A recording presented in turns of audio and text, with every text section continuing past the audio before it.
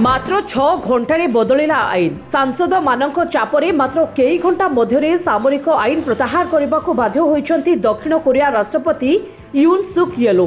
मंगलवार राति से टेलीविजन राष्ट्र उद्देश्य वार्ता जरिया जो जरूरी परिस्थिति दृष्टि सामरिक आईन जारी करथिले ताहाको मात्र कई घंटा मध्य प्रत्याहार करागला बोली आउ थरे घोषणा करछंती।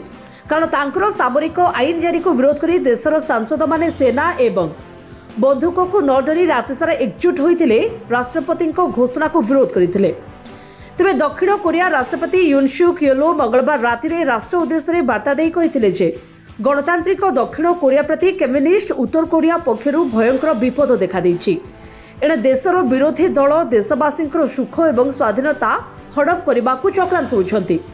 यहाको प्रतिहत करने देश में जरूरीकालीन सामरिक आईन लागू करा जायछि। 1980 मसीहा पर यह थिला एही पूर्व एशिया देश में प्रथम सामरिक आईन।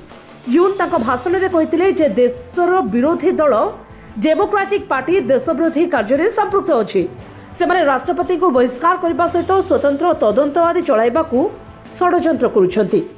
सेमाने सेमानक नेता मानकू न्यायिक प्रक्रिया बाद देबाकू चाहुछंती और सेमाने देशर शासन को अचल करने को उद्यम करुछंती। एसबु कारणरू देशर जरूरीकालीन सामरिक आईन लागू करा जायछि। ब्यूरो रिपोर्ट जे न्यूज।